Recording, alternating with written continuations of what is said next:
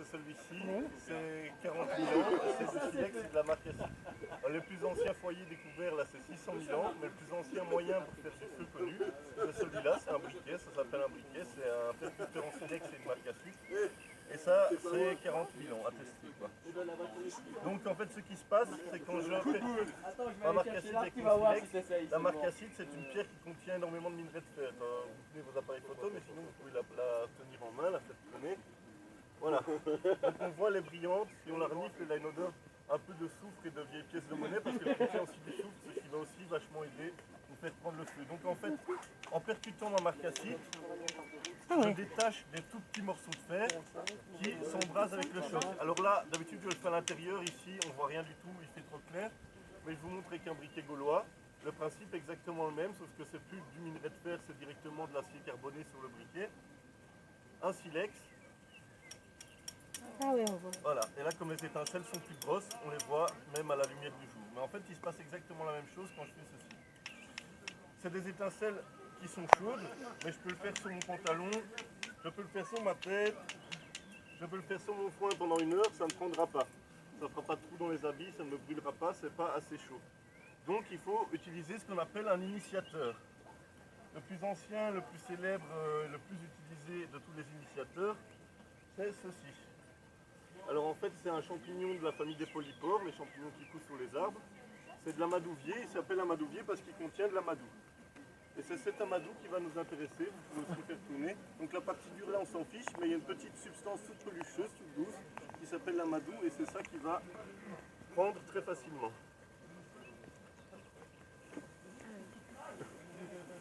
Tu vois ? Ah ouais. Donc là je prépare un petit nid en foin dans lequel je vais venir après déposer ma braise pour la transformer en flamme en soufflant pour apporter de l'air. Hop. Je mets un peu de foin bien sec au milieu. La poussière, voilà. Hop. Dans le petit nid je vais mettre un autre initiateur. Ce sont des graines de rhosomacète. Dans les rhosomacètes sont ces plantes qui poussent près des rivières, des étangs, des lieux humides et qui se terminent par des espèces de gourdins marrons. Les gourdins marrons à l'automne ils explosent, ils s'ouvrent et à l'intérieur il y a tout plein de petites graines qui ont des longs poils sur la graine pour que le roseau puisse aller se ressemer bien loin. C'est un peu le principe des graines de pissenlit sur lesquelles on souffle. C'est pareil. Et ces petites graines brûlent très bien également et elles vont m'aider à donner un gros coup de chaleur pour que ma braise se transforme en flamme. Parce qu'une braise entre 400 et 600 degrés, une flamme entre, non c'est 300 et 600, une flamme c'est 800. Donc il faut doubler la température. Donc je reprends mon amadou, une petite table de travail en os et je vais le gratter. Alors ça prend un peu de temps parce qu'il me faut un beau petit tas.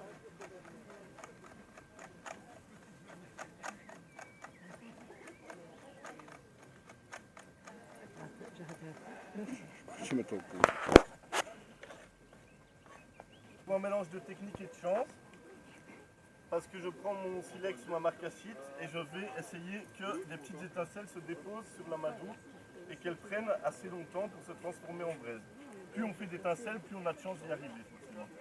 Et donc avec le temps, ma marque Acide contient aussi du soufre et il y a de la petite poussière de soufre qui va venir se déposer et ça va aussi aider à ce que l'amadou prenne plus facilement.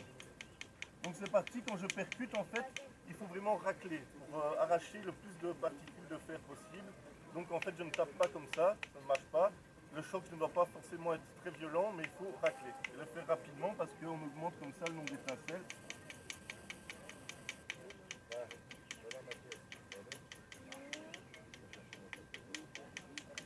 Voilà. Hop.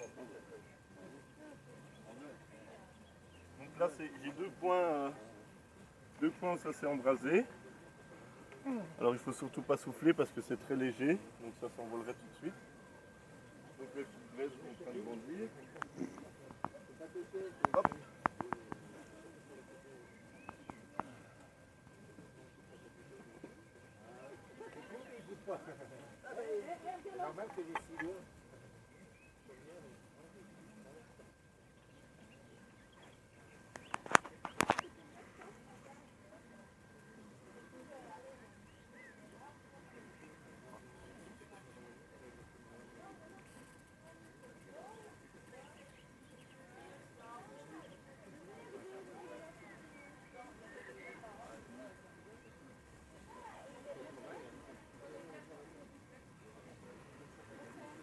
marche. Hein.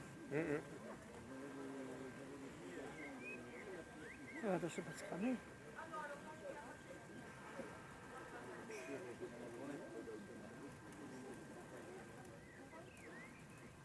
Parfait.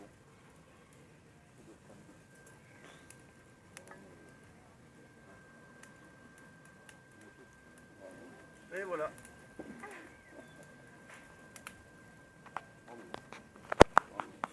Donc voilà, ça c'est le plus ancien moyen à tester, le plus vieux.